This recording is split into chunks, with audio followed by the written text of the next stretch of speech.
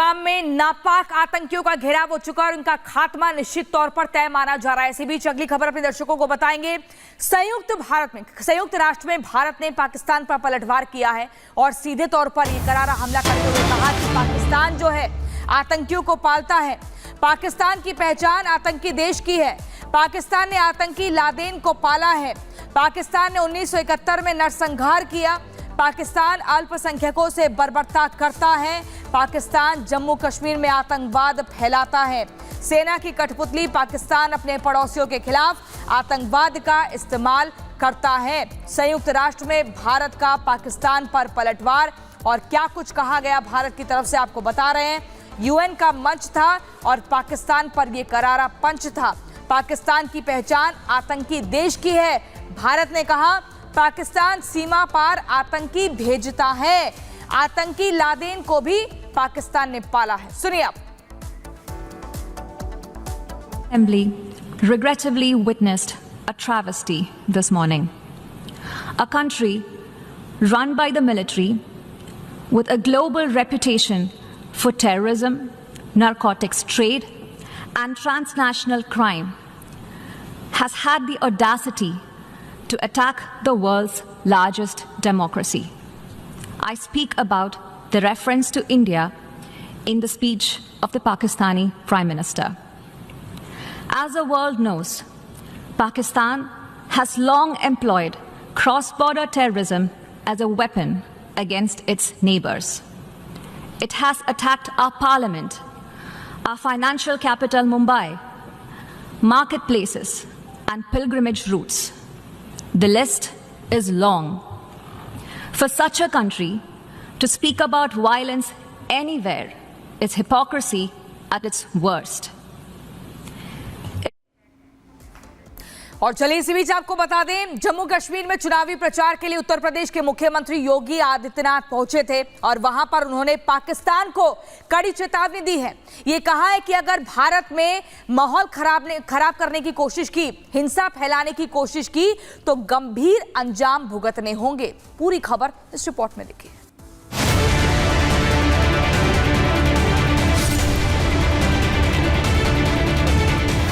नया भारत है, सुरक्षा में सेंध लगाने वालों की वह दुर्गति करता है, उनके लिए न कफन नसीब होगा, न 2 गज जमीन ही नसीब हो पाएगी।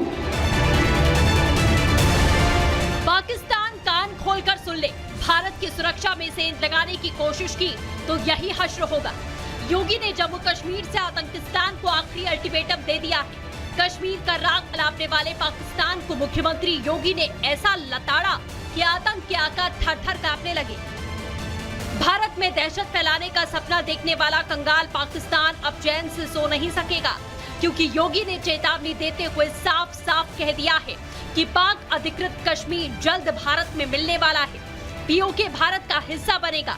योगी ने जम्मू कश्मीर के रामनगर से अखंड भारत की हुंकार भरी। जम्मू कश्मीर के अंदर भारतीय जनता पार्टी की डबल इंजन की सरकार लाइए, सुरक्षा और विकास भी पाइए और सर्वे अटल जी का सपना भी साकार करिए, जिन्होंने कहा था कि हमें खंडित भारत नहीं अखंड भारत चाहिए। अखंड भारत का सपना साकार करना है। याद रखना, पाक अधिकृत कश्मीर तैयार बैठा है। वह भी कहता है कि हमें अब पाकिस्तानी हुकूमत के साथ नहीं रहना है। यहां भूखों मरने से अच्छा है कि हम जम्मू कश्मीर और भारत का हिस्सा बनेंगे और अखंड भारत के सपने को साकार बनने में सहभागी बनेंगे।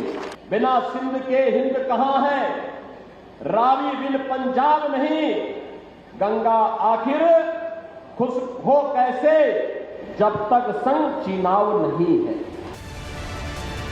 जम्मू कश्मीर में चुनावी प्रचार के लिए बीजेपी के फायरब्रांड नेता ताबड़तोड़ रैलियां कर रहे हैं। इसी कड़ी में सीएम योगी ने जम्मू कश्मीर के रामनगर और कठुआ में जनसभाएं की। योगी कांग्रेस, पीडीपी और नेशनल कॉन्फ्रेंस पर भी जमकर बरसे। तीनों दलों पर योगी ने कश्मीर के विकास को रोकने का आरोप लगाया।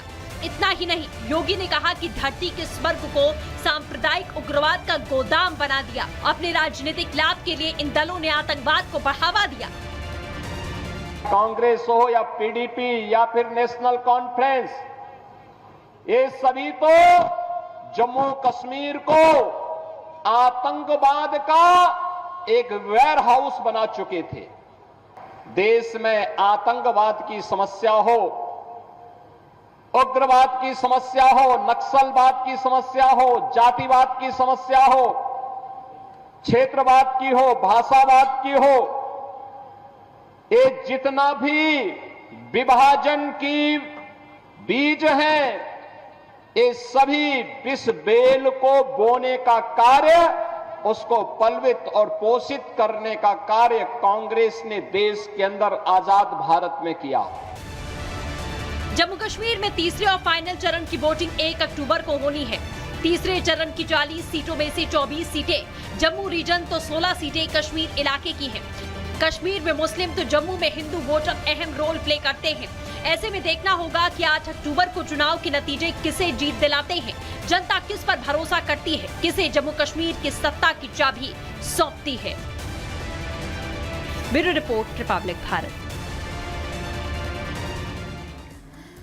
और इसी बीच अगली बड़ी खबर आपको राजधानी दिल्ली के रंगपुरी इलाके से बताते हैं, जहां एक घर में 5 शव मिले और इन 5 शव में 4 बेटियों के शव और एक पिता का शव मिला है। ये बड़ी जानकारी आपको दे रहे हैं। पुलिस को शव के पास से सल्फास की गोलियां मिली हैं। 24 सितंबर से घर का दरवाजा बंद था।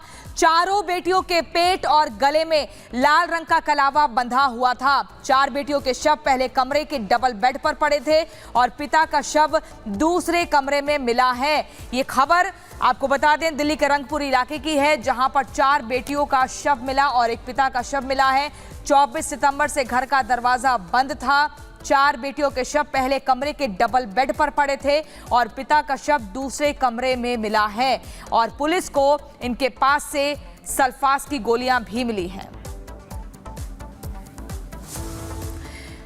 और चलिए अगली खबर आपको उत्तर प्रदेश के हाथरस से बताते हैं, जहां बहुत ही हैरान कर देने वाला मामला सामने आया है। दरअसल एक स्कूल में दूसरी क्लास में पढ़ रहे छात्र की बलि दे दी गई और ये जान लेने का पूरा आरोप स्कूल संचालक पर लगा है। स्कूल संचालक समेत 5 लोगों को गिरफ्तार किया जा चुका है।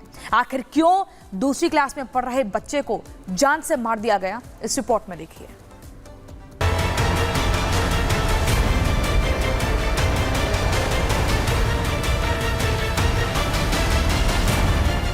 दुनिया 21वीं सदी में पहुंच चुकी है, लेकिन लोगों के ऊपर से अंधविश्वास और तंत्र मंत्र का भूत नहीं उतर रहा।